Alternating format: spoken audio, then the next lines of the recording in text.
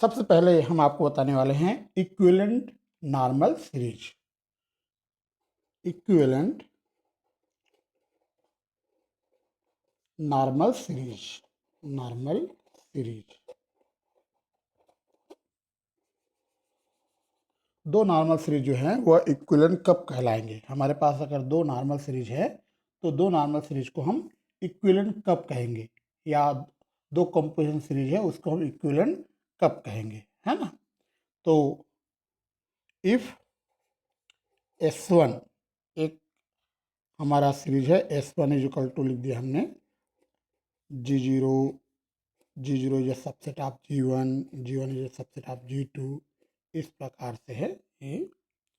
और GR equal to G, ये पहला नॉर्मल सीरीज है। और दूसरा नॉर्मल सीरीज है जिसका नाम हमने दिया S2।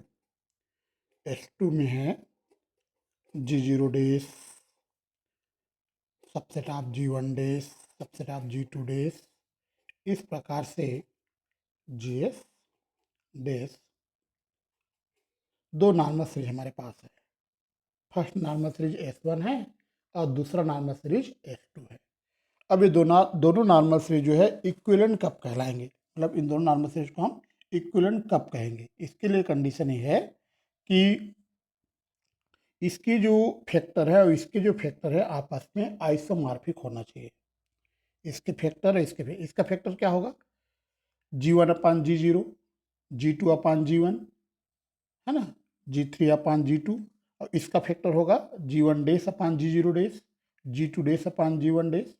तो इसके जो फैक्टर्स है इसका फैक्टर दोनों क्या होना चाहिए? आइसोमॉर्फिक होना चाहिए, है ना। ये दो नॉर्मल सीरीज हैं, S1 और S2 are two normal series of G के दो नॉर्मल सीरीज है। इफ यदि S1 के जो फैक्टर्स हैं और S2 के फैक्टर अगर आपस में आइसोमॉर्फिक है, मतलब मैं ये कह रहा हूँ कि GI अपान GI माइनस 1 यह आइसोमॉर्फिक है GI डेज अपान GI माइनस 1 डेज। मतलब इसका जो फैक्टर है वो होगा G1 अपान G0, G2 अपान G1। आई की जगह अगर 1 रखें तो G1 अपान G0 आएगा, है ना। आई की जगह 2 रखेंगे तो G2 अपान G1 आएगा। इसके फैक्टर्स होंगे G1 डेज अपान G0 डेज, G2 डेज अपान G1 डेज। इसके दोनों फैक्टर, इसके फैक्टर आपस में क्या होना चाहिए? आइसोमॉर्फिक होना चाहिए, है ना। अगर यदि ऐसा है, यहाँ पर परमुटेशन हो सकता है, मतलब कि G1 जीरो अपान G1 अपान G0 और G2 डेज अपान G1 डेज, ये और ये भी आइसोमॉर्फिक हो सकता है, ये भी चलेगा, है ना। तो यदि इसके फैक्टर्स आइसोमॉर्फिक आते हैं then we say that S1 and S2 are equivalent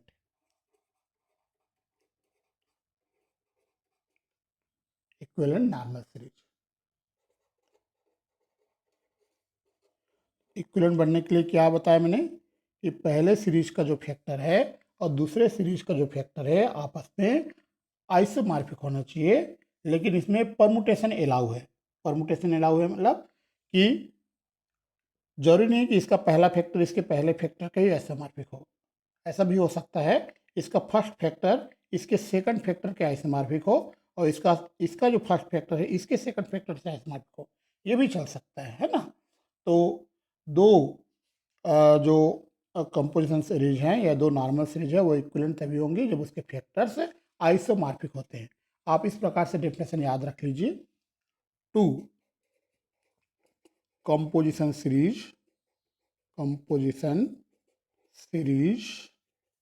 S1 and S2 are said to be equivalent if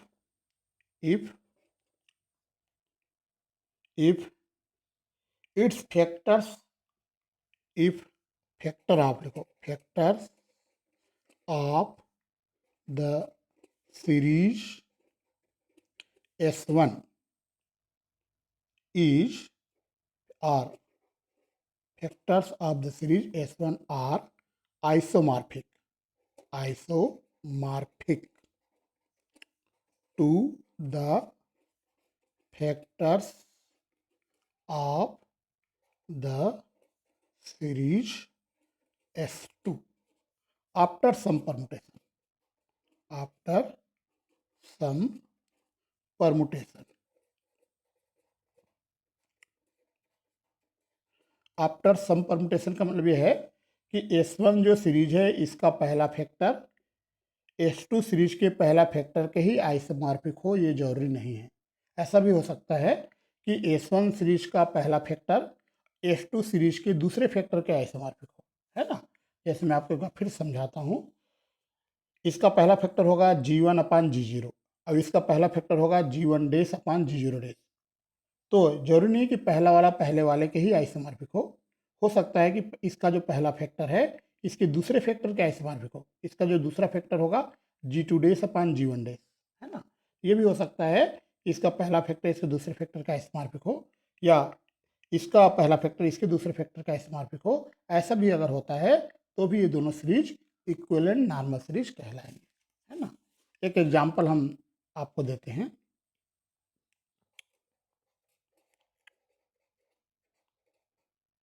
एक एग्जाम्पल हम दे रहे हैं, है ना।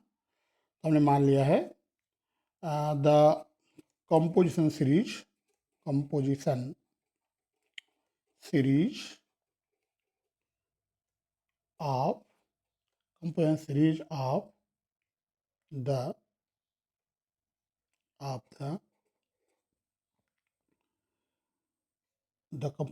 of the set of all positive integer divisors set of all positive integer divisors of D12 मान या D18, चलिए R। बताओ D18 क्या होता है आपको बता देता हूँ।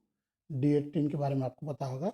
D18 मीन्स होता है 1 2 3 6 9 18, मतलब 18 को डिवाइड करने वाले पॉजिटिव इंटीजर्स, है ना, जो 18 को डिवाइड कर सकता है। इसमें लिखा है set of all positive integer divisors of 18, है ना। इंटीजर डिवाइजर्स ऑफ 18 है D18 इंटीजर डिवाइजर्स ऑफ 18 को डिवाइड करने वाले set of all 18 that is D18। इसकी जो कंपोनेंट सीरीज होंगे वो क्या होंगे बताइए। हमने कहा है set of all positive integers of 18 that is D18 के कंपोनेंट सीरीज क्या होंगे बताओ। मैं आपको बता चुका हूँ, बताइए D18 के कंपोनेंट सीरीज क्या होंगे। पहला नहीं, पहला कंपोनेंट सीरीज आएगा 18 या सबसेट ऑफ 9, और 18 का जो मल्टीपल है वो 9, और आ जाएगा 3 आ जाएगा 1 आ जाएगा। ये पहला कंपोनेंट सीरीज। दूसरा कंपोनेंट सीरीज आप लोग बताओ, मैंने बताया था ये भी आएगा 18 6 3 1। देखो याद आ रहा है, ठीक है। चलिए दो कंपोनेंट सीरीज तो हमने बता दिया, और कंपोनेंट सीरीज पता है क्या, देखो और कोई कंपोनेंट सीरीज पता है क्या आपको। एक ये वाला भी आएगा 18 6 2 1, ये ठीक है। ये 3 कंपोनेंट सीरीज तो आपको पता चल गया है। ये मैं आप लोगों को बता चुका हूँ किस प्रकार से कंपोनेंट सीरीज हम निकालते हैं। चलिए अब देखते हैं पहला का फैक्टर क्या होगा। The factor of the series one. Series one का जो फैक्टर्स हैं, क्या क्या फैक्टर्स होंगे? पहला फैक्टर 9/18, पहला फैक्टर आएगा 9/18, ठीक है। दूसरा फैक्टर आएगा 3/9, और तीसरा फैक्टर क्या आएगा बताओ? तीसरा फैक्टर आएगा 1/3, ठीक है। यही तीन फैक्टर्स होंगे। देखो 9/18 आएगा, 3/9 आएगा, और 1/3 आएगा। ओके, चलिए सेकंड जो सीरीज है उसके फैक्टर बताइए। Factors of the series two. Second series के जो फैक्टर बताइए, सेकंड जो कंपोनेंट सीरीज है उसका फैक्टर बताइए। 6/18, हाँ बोलो। 3/6 हो गया, हाँ, और 1/3, ठीक है। चलिए अब ये देखते हैं इसके फैक्टर इक्वलेंट है कि नहीं है ना। इसके फैक्टर तो यहाँ पे देखो 9/18, 1/2 आएगा, और यहाँ पे 1/2 कहाँ आएगा? देखो यहाँ पे 9/18 1/2 आएगा, यहाँ देखो 1/2 कहीं आएगा? यस, ये इसके इक्वलेंट हो गया। ये 3/9, 3/9 मतलब 1/3 आएगा, 1/3 यहाँ कहीं आएगा? देखो ये और ये इसके इक्वलेंट हो जाएगा। 3/9 1/3 हुआ ना, और 6/18 ये भी 1/3 हुआ। तो हम यहाँ पे देख रहे हैं कि ये इसके इक्वलेंट है, ये इसके इक्वलेंट है, और ये इक्वलेंट है, ये और ये इक्वलेंट है। देखो ये इसके आइसोमॉर्फिक, ये इसके आइसोमॉर्फिक, ये इसके आइसोमॉर्फिक। इसका मतलब ये हुआ कि दोनों जो सीरीज है, सीरीज वन और सीरीज टू, दोनों इक्वलेंट है। एक बार मैं फिर से बता रहा हूँ, बताओ ये इसके आइसोमॉर्फिक है और ये इसके आइसोमॉर्फिक है, क्योंकि इसको आप सॉल्व करेंगे तो 9/18 क्या आएगा? 1/2 आएगा, और 3/6 ये भी 1/2 आएगा, है ना। तो ये इसके आइसोमॉर्फिक है, ये इसके आइसोमॉर्फिक है। तो इसका जो पहला फैक्टर है, इस सीरीज का जो पहला फैक्टर है, इस सेकंड फैक्टर के आइसोमॉर्फिक हो रहा है। दूसरे सीरीज के सेकंड फैक्टर का आइसोमॉर्फिक है। ये पहले सीरीज का ये पहला फैक्टर है, दूसरा फैक्टर है, तीसरा फैक्टर है। वैसे ही सेकंड सीरीज का ये पहला फैक्टर है, दूसरा फैक्टर है, तीसरा फैक्टर है। तो मैं ये कह रहा हूँ कि इस सीरीज का पहला फैक्टर दूसरे सीरीज के सेकंड फैक्टर का आइसोमॉर्फिक है, और सेकंड से पहले सीरीज का सेकंड फैक्टर इसके पहले फैक्टर का आइसोमॉर्फिक है। समझ में आ रहा है? और ये दोनों आइसोमॉर्फिक हैं, तो ये दोनों सीरीज क्या कहलाएंगे? इक्विवेलेंट सीरीज कहलाएंगे। इक्विवेलेंट सीरीज का मतलब ये है कि इसके फैक्टर आपस में क्या होना चाहिए? क्या होना चाहिए बताओ? आइसोमॉर्फिक होना चाहिए। इक्वल नहीं है, आइसोमॉर्फिक होना चाहिए। हूबहू इक्वल तो नहीं है, आइसोमॉर्फिक है ना, हूबहू आइसोमॉर्फिक है। तो हम देख रहे हैं हियर द फर्स्ट फैक्टर, या ऐसे लिख सकते हो, ऐसे लिखो हियर 9/18 जो है ये किसका आइसोमॉर्फिक है बताओ? 3/6 के। ये 1/2, ये भी 1/2 होगा ना, बोलो, है ना। तो ये इसके आइसोमॉर्फिक है। एंड बताओ 3/9 वाला किसके आइसोमॉर्फिक होगा? 3/9, 3/9 जो है ये इसके आइसोमॉर्फिक होगा, 6/18 की। जी, अब ये दोनों तो आइसोमॉर्फिक है, दिख ही रहा है, सेम टू सेम। तो बता, ये इसके आइसोमॉर्फिक है, ये इसको आइसोमॉर्फिक है, ये दोनों तो सेम है। बताओ ये दोनों इक्विवेलेंट है कि नहीं? सीरीज वन और सीरीज टू है, तो आप बोल सकते हो हैंस या thus the series one and series two are equivalent.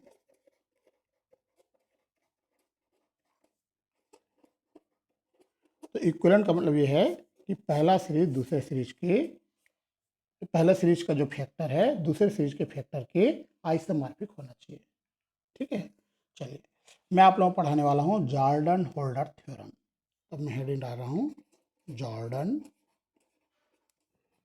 Holder,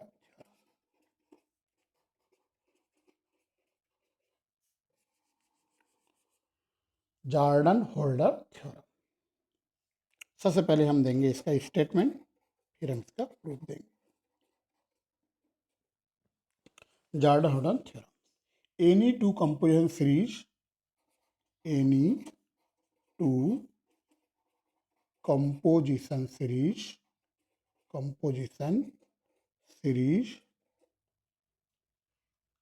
of a finite group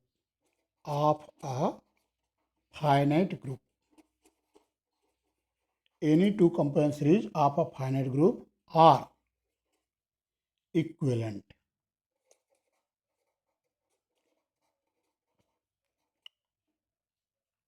ये बोलता है कि कोई भी फाइनाइट ग्रुप का दो कंपोजिशन सीरीज लेंगे वो हमेशा इक्विवेलेंट होगा, समतुल्य होगा।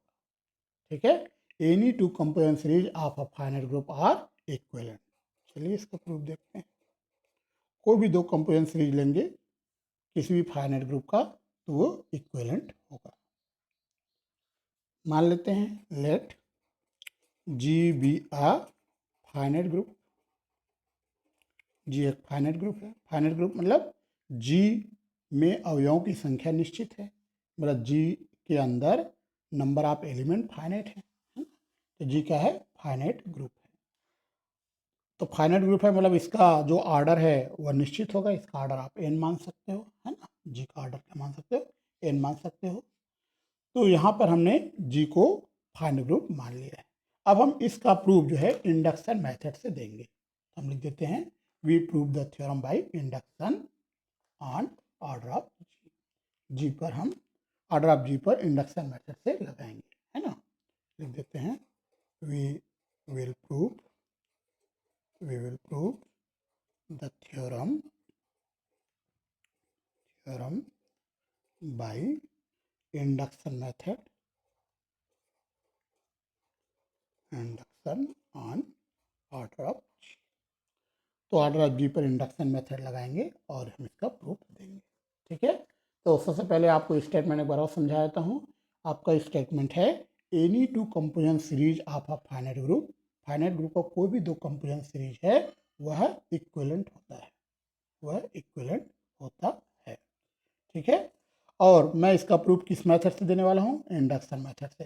आपको पता है इंडक्शन मेथड से प्रूफ देना है, इसका मतलब ये है कि जी से कम ऑर्डर वाले, मतलब ऑर्डर ऑफ जी से कम के लिए ये थ्योरम ट्रू है ऐसा माना जाएगा, है ना। इंडक्शन मेथड का मतलब ये है कि हम ये मानकर चलेंगे कि this theorem is true for all groups whose order less than order of G, है ना।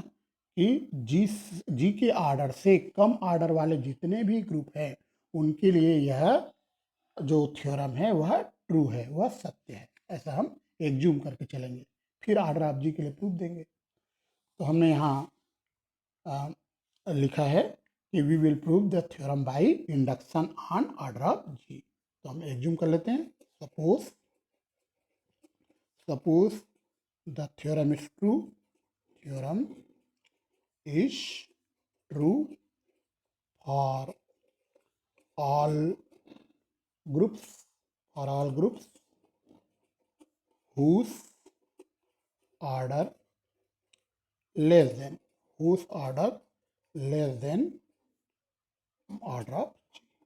ऑर्डर ऑफ जी से लेस देन है उन सभी ग्रुप के लिए ये थ्योरम ट्रू है।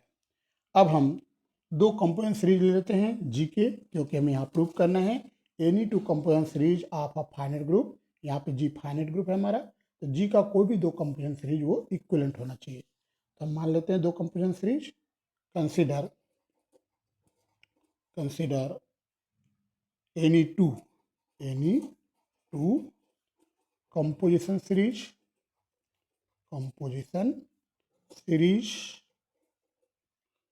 ऑफ जी के दो कंपोजिशन सीरीज हम ले लेते हैं। पहला सीरीज हमने S1 ले लिया, पहला सीरीज S1 है। S1 में identity is equal to G0 इससे बड़ा G1 इससे बड़ा G2, इस प्रकार से GR-1 उससे बड़ा GR को G कहा। एक पहला कंपोजिशन सीरीज है जी का। एंड एक दूसरा हम कंपोजिशन सीरीज ले रहे हैं S2, आइडेंटिटी या इक्वल है H0 इससे लेटर H1 से बड़ा H2, इस प्रकार से HS-1 HS और HS हमारा G है। ये तो दोनों ही G के कंपोजिशन सीरीज हैं। ये भी G का कंपोजिशन सीरीज है और दूसरा भी G के कंपोजिशन सीरीज है। दो कंपोजिशन सीरीज हमने लिया है। ओके, और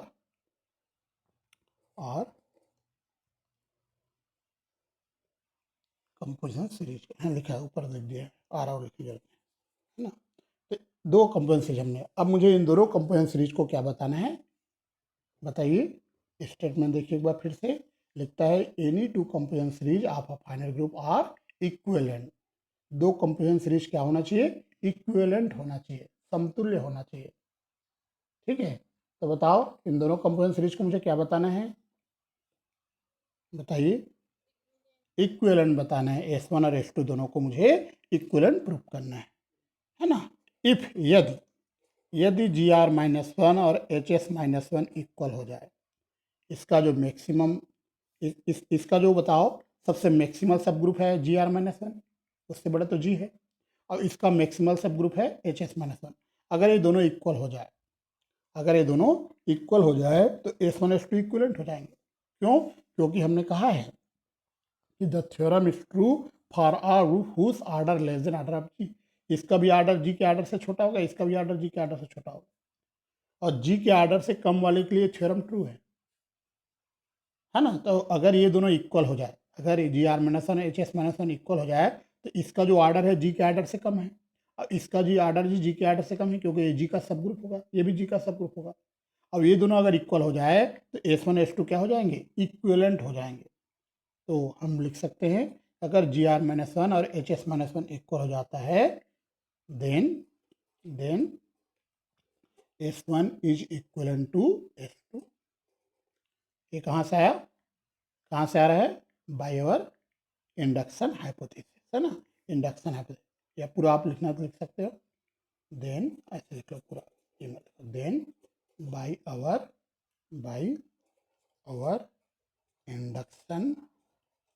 induction hypothesis, by our induction hypothesis से S1 is equivalent to S2। एक बार और समझाता हूँ, S1 S2 इक्वलेंट कैसे हो जाएंगे। हमें इन दोनों के इक्वलेंट प्रूफ करना है S1 S2 को, लेकिन अगर ये दोनों इक्वल हो जाए, इसका जो मैक्सिमल सब ग्रुप है, इस सीरीज का मैक्सिमल सब ग्रुप GR-1 है, और इस सीरीज का मैक्सिमल सब ग्रुप HS-1 है। अगर ये दोनों इक्वल हो जाता है, अगर ये और ये इक्वल हो जाता है, तो ये S1 S2 इक्वलेंट क्यों होगा, मैं बताता हूँ। क्योंकि आपने यहाँ सपोज किया है, ऊपर में आपने लिखा है ये थ्योरम ट्रू है उन सभी ग्रुप के लिए जिसका आर्डर G के आर्डर से कम है ना। लिखा है suppose the theorem is true for all groups whose order less than order of G। तो इसका जो आर्डर है G के आर्डर से कम होगा, क्योंकि G का सब ग्रुप है, और इसका जी आर्डर ये G के आर्डर से कम होगा, क्योंकि ये G का सब ग्रुप है ना। क्योंकि GR को हमने G बोला है, तो GR-1 G से छोटा हुआ, वैसे ही HS को हमने G बोला है, तो HS-1 भी G के छोटा हुआ, G का सब ग्रुप है। ये भी G का सब ग्रुप है, ये भी G का सब ग्रुप है। इसका मतलब है इसका भी आर्डर G से कम है, इसका भी आर्डर G से कम है। अगर ये दोनों इक्वल हो जाए, तो मैंने यहाँ कहा है कि G से कम आर्डर के लिए तो थ्योरम ट्रू है, तो ये S1 और S2 क्या हो जाएंगे, इक्विवेलेंट हो जाएंगे, है ना। क्योंकि थ्योरम का स्टेटमेंट कहता है कि दो कंपोजिशन सीरीज इक्विवेलेंट होंगे, है ना। Any two composition series of a final group are equivalent. दोनों कंपोजिशन सीरीज क्या हो जाएंगे, इक्विवेलेंट। ये थ्योरम ट्रू है, मतलब दोनों कंपोजिशन सीरीज क्या है, इक्विवेलेंट है। थ्योरम का स्टेटमेंट ही यही है। इसमें कहना यह है कि कोई भी दो कंपोजिशन सीरीज लेंगे वो इक्विवेलेंट होंगे, है ना। क्या होंगे, इक्विवेलेंट होंगे। तो मैं ये कह रहा हूँ कि चूंकि इसका आर्डर G के आर्डर से कम होगा, इसका भी आर्डर G के आर्डर से कम होगा, अब अगर ये दोनों इक्वल हो जाए, ये दोनों इक्वल हो जाए मतलब एक ही है दोनों, तो S1 और S2 दोनों क्या हो जाएंगे, इक्विवेलेंट हो जाएंगे। ये हमारे इंडक्शन हाइपोथेसिस से आया है। ये समझ में आया आप लोगों को, बोलो। आ गया ना, चलो अच्छी बात है। अब इक्वल नहीं है तब देखते हैं, है ना। चलिए, ये तो इक्वल है तब की बात थी। If GR-1 is not equal to HS-1, GR equal, then let, हमने मान लिया K is equal to G R minus one intersection H S minus one, कि हमने मान लिया G R minus one intersection H S minus one को। ठीक है, मैं आपको डायग्राम समझाता हूँ। ये देखिए,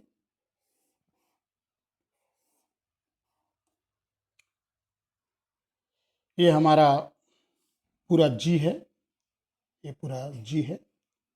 इतना एरिया हमने कह दिया, ये एरिया जो है ये जी आर माइनस वन का है, जी आर माइनस वन का एरिया है।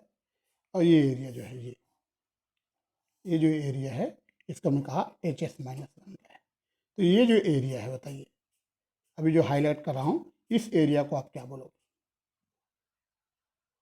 ये जी आर माइनस वन का एरिया है, ये एच एस माइनस वन का एरिया है। तो ये जो एरिया कहलाएगा, ये कहलाएगा G R minus one intersection H S minus one. इसी को हमने के नाम दिया है। ये जो एरिया जिसको मैंने हाईलाइट किया है, उस एरिया को बोलोगे G R minus one intersection H S minus one. दिख रहा है आप लोगों को डायग्राम में? चलिए, है ना। तो यहाँ पर हम देख रहे हैं कि G R minus one maximal normal subgroup है जी का। देखिए, G R minus one maximal normal subgroup है जी का, और एच एस माइनस वन भी मैक्सिमल नॉर्मल सब ग्रुप है जी का। दोनों ही मैक्सिमल है। इस सीरीज के लिए maximal G R minus one है, और इस सीरीज के लिए maximal H S minus one है। उससे बड़ा तो जी है ना, तो ये सब मैक्सिमल कहलाएगा। तो हम यहाँ लिख देते हैं, since since G R minus one and H S minus one are maximal normal subgroup, normal maximal normal subgroup, maximal normal subgroups of G. Therefore, तो जी आर माइनस वन और H S minus one दोनों ही जी के maximal normal subgroup है, तो K भी maximal normal सब group होगा। लेकिन एक के किसके अंदर होगा था? के किसका सब ग्रुप है? ये एरिया के है, तो के किसका सब ग्रुप है बताइए? नहीं, जी का तो है ही, और किसका किसका है? के किसका किसका सब? जी आर माइनस वन का भी सब ग्रुप होगा के, और एच वन का भी सब ग्रुप होगा, ये दोनों का सब ग्रुप होगा, है ना।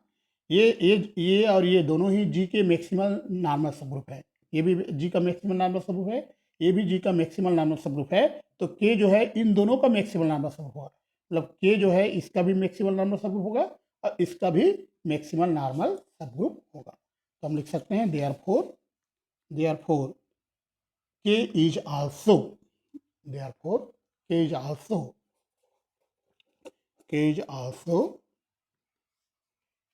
maximal normal subgroup, k is also a maximal normal subgroup of gr minus one and H S minus one both, दोनों का मैक्सिमल नॉर्मल सबग्रुप। ठीक है, एक बार फिर से आपको समझाता हूँ। ये मैक्सिमल नॉर्मल सबग्रुप है जी का, ये भी मैक्सिमल नॉर्मल सबग्रुप है जी का, और ये जो एरिया है, ये एरिया इसके अंदर भी है, इसके अंदर भी है। ये एरिया को हमने के नाम दिया है, इस एरिया को हमने के नाम दिया है। तो ये जो एरिया है यह भी मैक्सिमल नॉर्मल सबग्रुप है, इसका भी होगा, इसका भी होगा, दोनों का। कैसा समझ आया आपको? बोलो। K is also maximal normal subgroup of G R minus one and H S minus one both, है ना। दैट इज, मतलब मैं ये कह रहा हूँ कि के जो है यह सब ग्रुप है जी आर माइनस वन का, एंड के यह सब ग्रुप है एच एस माइनस वन का। समझ में आ गया आपको? के जी आर माइनस वन का भी सब ग्रुप है, और के एच एस माइनस वन का भी सब ग्रुप है। कोई डाउट है? बोलो। चलिए, है ना। Since G is a finite group, आपने जी को फाइनाइट ग्रुप माना है, एंड जी फाइनाइट ग्रुप है, एंड के सबसेट है जी आर माइनस वन का, और G R minus one subset है जी का। जी आर माइनस वन किसका सबसेट है? जी का। और के किसका सबसेट है? G R minus. तो के भी जी का भी सबसेट हुआ, और जी क्या है? फाइनल ग्रुप है, तो के भी फाइनल ग्रुप होगा। Therefore it follows that it follows that K is also a finite group. चलिए, तो यहाँ पर हम ये कह रहे हैं जी एक फाइनाइट ग्रुप है और जी सब ग्रुप है, के सब ग्रुप है जी आर माइनस वन का, और जी आर माइनस वन सब ग्रुप है जी का। और जी क्या है? फाइनाइट ग्रुप है, और के जी का सब ग्रुप है, तो के भी फाइनाइट ग्रुप होगा। ओके, कोई डाउट है यहाँ तक? बोलो। चलिए, बाय द रिजल्ट, मेरे पास एक रिजल्ट है। बाय द रिजल्ट, जहाँ भी डाउट आता है हमसे पूछिए, है ना। बाय द रिजल्ट, एक रिजल्ट है, every finite group has a composition series. Every finite group has a composition series. Every finite group has a composition series. Every finite group has a composition series. बताइए, इस result का proof हो चुका है क्या class में? Every finite group has a composition series, ये मैं करा चुका हूँ लास्ट क्लास में, है ना। क्या रिजल्ट है? Every finite group has a composition series. यहाँ पे के के बारे में क्या लिखा है पढ़ो। के इज आल्सो अ, के बारे में क्या लिखा है पढ़ो। के is also a, K is also a finite group. K is also a finite group लिखा है। के फाइनाइट ग्रुप है, और every finite group has a composition. Every finite group has a composition series. प्रत्येक finite group composition series रखता है, और के finite group है। बताओ, के कंपोजिशन सीरीज रखेगा नहीं रखेगा? रखेगा ना, क्योंकि ये रिजल्ट कहता है every finite group has a composition series. तो आप बोल सकते हो दस के हैज अ कंपोजिशन सीरीज।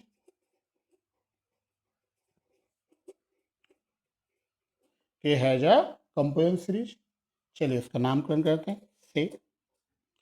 तो हमने एक कंपोजिशन सीरीज ले लिया। आइडेंटिटी या सबसेट है के जीरो का, सबसेट है के वन का, सबसेट है के टू का, इस प्रकार से के का ये। तो ये किसका कंपोजिशन सीरीज है? बताइए, ये किसका कंपोजिशन सीरीज? के का कंपोजिशन सीरीज है। अब हम दो और कंपोजिशन सीरीज कंसीडर करते हैं। Consider consider consider two more composition series, two more composition composition two more composition series. Consider two more composition series of जी की दो और कंपोजिशन सीरीज ले रहे हैं। देखिए किस प्रकार से ले रहे हैं। इसका नाम हम S3 और S4 देंगे, है ना। S3 और दूसरा S4। पहला S3 हम दे रहे हैं इस प्रकार से। आइडेंटिटी या सबसेट है के जीरो का, के जीरो सबसेट है के वन का, के वन सबसेट है के टू का, इस प्रकार से बढ़ते बढ़ते आया के, और के सबसेट है जी आर माइनस वन का, और G R minus one subset है जी का। और दूसरा कंपोजिशन सीरीज हमारा आइडेंटिटी सबसेट है के जीरो का, ये सबसेट है के वन का, सबसेट है के टू का, इस प्रकार से के, और के सबसेट है एच एस माइनस वन का, और H S minus one subset है जी का। इस प्रकार से दो और कंपोजिशन सीरीज हमने बना दिया। ठीक है, इसके पहले S1 S2 तो बनाया था, दो और नए कंपोजिशन सीरीज हमने बनाया, है ना। ये भी जी का कंपोजिशन सीरीज है, ये भी जी का कंपोजिशन सीरीज है। आपको पता है के सबसेट है जी आर माइनस वन का, और G R minus one subset है जी का। वैसे ही के सबसेट है एच एस माइनस वन का, और H S minus one subset है जी का। इस प्रकार से दो नए कंपोजिशन सीरीज बन गए। अब यहाँ पे आप देखिए, इसके पहले हमने दो कंपोजिशन सीरीज बनाया था S1 S2। तो इसका जो मैक्सिमल सब ग्रुप कौन है? बताओ, इसका मैक्सिमल सब ग्रुप कौन है? और S3 का मैक्सिमल कौन है? दोनों सेम है। तो ये दोनों सेम है, मतलब S1 और S3 इक्विवेलेंट हो जाएंगे। वैसे बताओ, S2 का मैक्सिमल नॉर्मल सब ग्रुप कौन है? S2 का मैक्सिमल नॉर्मल सब ग्रुप,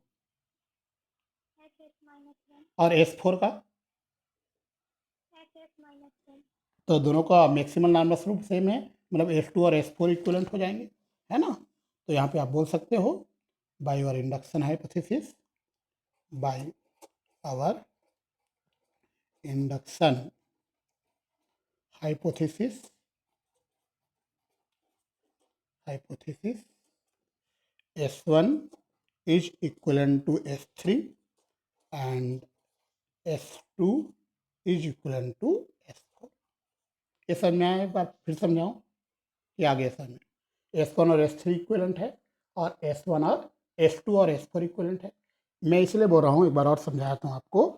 S1 का जो मैक्सिमल नॉर्मल सबग्रुप है और S3 का जो मैक्सिमल नॉर्मल सबग्रुप है, दोनों सेम है ना? और दोनों सेम हैं। अब इसका आर्डर जी के आर्डर से कम होगा। हमने कहा है कि जी के जिसका भी आर्डर जी के आर्डर से कम होता है उसके लिए थ्योरम ट्रू है। तो दोनों का मैक्सिमल नॉर्मल सबग्रुप सेम है। अब इसका आर्डर चूंकि जी के आर्डर से कम होगा, इसी कारण दोनों इक्विवेलेंट होंगे, S1 और S3।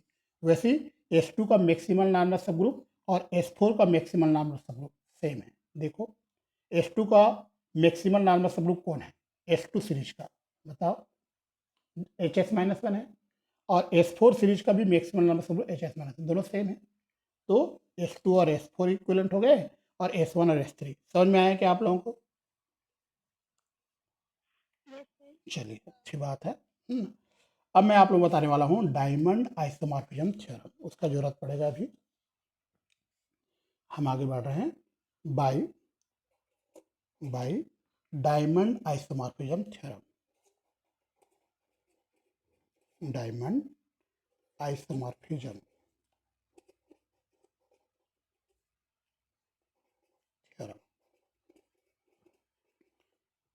क्या है, देख लीजिए। Diamond isomorphism theorem, if H and N are normal subgroups of G, यदि H और N नॉर्मल सबग्रुप है G के, then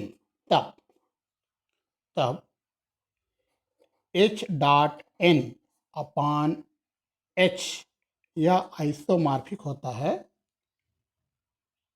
N upon H intersection N के। एंड वैसे ही H dot N upon N यह आइसोमॉर्फिक होता है H upon H intersection N के। ये कहलाता है डायमंड आइसोमॉर्फिक थ्योरम। याद हो जाएगा? बोलो, याद हो जाएगा? चलिए, ये नहीं स्टेटमेंट है, तो डायमंड आइसोमॉर्फिज्म थ्योरम का स्टेटमेंट है, यदि H और N दो नॉर्मल सबग्रुप है G के, तो H dot N upon H यह आइसोमॉर्फिक होता है, मतलब तुल्यकारी होता है N upon H intersection N के। और H dot N upon N, यहाँ पर H है और यहाँ N है, और यहाँ N है, यहाँ H है, सेम है दोनों, है ना? ये दोनों सेम है। तो ये इसके आइसोमॉर्फिक होता है, ये इसके आइसोमॉर्फिक होता है। ये डायमंड आइसोमॉर्फिज्म थ्योरम का स्टेटमेंट है, याद रखना। याद हो जाएगा स्टेटमेंट? देखो, ओके, याद रखना है ना। चलिए, यहाँ पर मैं एक बार और बताता हूँ। मैंने S1 और S2 को इक्विवेलेंट बताया, S1 इक्विवेलेंट है S3 के। एक चीज़ और मैं इसमें जोड़ देता हूँ। लेट हम मान लेते हैं GR-1 डॉट HS-1, ये हमारा G होगा पूरा। GR-1 डॉट HS करेंगे, पूरा क्या आ जाएगा? G आ जाएगा, है ना? पूरा ग्रुप बन जाएगा। ओके, हम आगे बढ़ते हैं। हाँ, कहिए कहिए।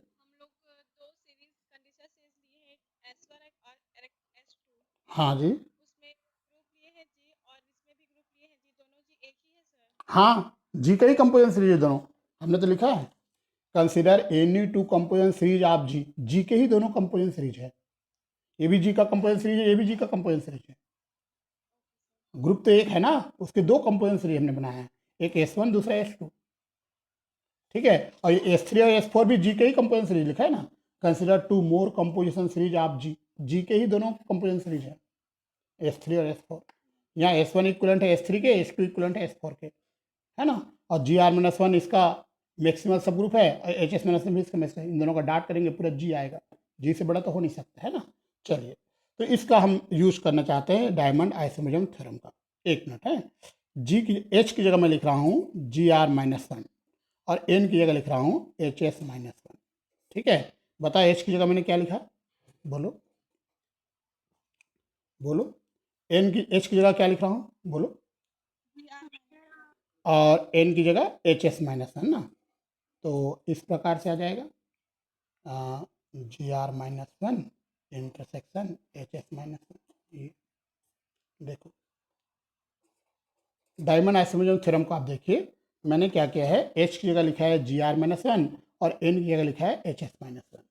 ठीक है, यहाँ भी वैसे कीजिए, किया जाएगा G R minus one dot H S minus one upon H S minus one, यह आइसोमॉर्फिक आएगा, यह आइसोमॉर्फिक होगा G R minus one upon G R minus one intersection H S minus one. ये ठीक है, तो इस थ्योरम को यूज किया है, एच के प्लेस पे जी आर माइनस वन और एन के प्लेस पे एच एस माइनस वन लिखा है। ठीक है, समझ में आ गया डायमंड आइसोमॉर्फिज्म थ्योरम। ओके, अब बताओ, इसको मैंने जी कहा है, इसको मैंने के कहा है, याद रखना, इसको मैंने जी कहा है, इसको के कहा है, तो इस प्रकार से आएगा, इसको हमने जी लिखा है, G R minus one dot H S minus one G होगा, और ये हमने के कहा है, कैपिटल के है ना, तो इस प्रकार से आएगा जी, दैट इज ये आएगा G upon G R minus one is isomorphic to H S minus one upon K, and ये वाला आएगा आपका G upon H S minus one is isomorphic to G R minus one upon K. ये हमारा जी है, ये हमारा के है, समझ में आया, देखो। ओके, अब आप देखिए सीरीज 3 और सीरीज 4 में दिखाता हूँ, है ना, ये समझ में आ गया था, एक बार और समझाऊँ, यहाँ तक आ गया समझ में सबको। ये हमारा जी है, ये हमारा जी है, ये हमारा के है ना, तो इसकी जगह जी लिखा है, इसकी जगह के लिख दिया। ओके, अब आप देखिए ये जो सीरीज है, इस सीरीज को आप देखो S3 और S4 को, S3 का जो फैक्टर होगा जी अपान क्या आएगा, जी अपान, बोलो, जी अपान क्या आएगा, जी आर माइनस वन, और G R minus one upon K आएगा, तो S3 के फैक्टर होंगे G upon G R minus one, G R minus one upon K, और S4 के फैक्टर होंगे G upon H S minus one और H S minus one upon K. तो ये आपका S3 का फैक्टर है और ये आपका S4 का फैक्टर है, ये दोनों आइसोमॉर्फिक आ रहे हैं। वैसे ही ये आपका S4 का फैक्टर है, ये आपका S3 का फैक्टर है। एक बार फिर से देखिए, बताओ S3 के फैक्टर्स कौन होंगे, G upon G R minus one, G upon G R minus one S3 का फैक्टर हुआ, और H S minus one upon K, H S minus one upon K ये किसका फैक्टर है, H S minus one upon K किसका factor है, S4 का है, ये S3 सीरीज का है, S4 सीरीज का, और दोनों के फैक्टर क्या हो रहे हैं, आइसोमॉर्फिक हो रहे हैं। वैसे ही यहाँ पे आप देखिए, ये वाला जो है ये किसका फैक्टर है, ये वाला जो है S4 सीरीज का फैक्टर है, ये S4 जो सीरीज है ना उसका फैक्टर है, और ये वाला जो है ये S3 सीरीज का फैक्टर। तो हम देख रहे हैं S3 सीरीज के फैक्टर S4 सीरीज के फैक्टर के आइसोमॉर्फिक हो रहे हैं, और S4 सीरीज का फैक्टर S3 सीरीज के फैक्टर के आइसोमॉर्फिक हो रहे हैं। तो आप बोल सकते हो that S3 is equivalent to S4, S3 और S4 इक्वलेंट हो गए क्योंकि इसके फैक्टर आइसोमॉर्फिक हो रहे हैं। समझ में आया आप लोगों को, देखो समझ में आया S3 और S4 क्यों इक्वलेंट हुए, बोलो, क्योंकि S3 के जो फैक्टर्स हैं S4 के फैक्टर से आइसोमॉर्फिक हो रहे हैं। तो हमने यहाँ पे ये बताया है, यार हमने ये बताया S1 यह इक्वलेंट है S3 के, एंड S2 जो है यह इक्वलेंट है S4 के, एंड S3 इक्वलेंट है S4 के, है ना। S1 S3 की इक्वलेंट है बताया था, S2 S4 की इक्वलेंट है, और अभी हमने बताया S3 S4। अब तीनों को मिलाए थे, तीनों को मिलाए थे, देखो S1 is equivalent to S3 है, S1 S3 की इक्वलेंट, S3 किसके इक्वलेंट है बताओ, S1 S3 की इक्वलेंट, S3 किसके इक्वलेंट है बोलो, S3 इक्वलेंट है S4, S3 S4, और S4 किसके इक्वलेंट है बताओ, S2। तो क्या S1 S2 भी इक्वलेंट होंगे, हाँ या ना, तो हम बोल सकते हैं S1 is equivalent to S2। क्या ये प्रूव करना था, हमने दो सीरीज लिया था ना स्टार्टिंग में, और दोनों सीरीज को इक्वलेंट बताना था, तो हमने बताया S1 और S2 भी इक्विवेलेंट है। ठीक है, हम जब शुरुआत किए थे तो हमने दो कंपोनेंट सीरीज मान लिया था S1 S2, और दोनों कंपोनेंट सीरीज क्या आ रहे हैं, इक्विवेलेंट आ रहे हैं। दोनों कंपोनेंट सीरीज इक्विवेलेंट आ रहे हैं, S1 और S2। S1 S3 की इक्विवेलेंट है, S3 S4 की इक्विवेलेंट है, और S4 S2 की इक्विवेलेंट है। इसी कारण S1 S2 इक्विवेलेंट हो गए। ठीक है, तो आप लिख सकते हो clearly any two composition series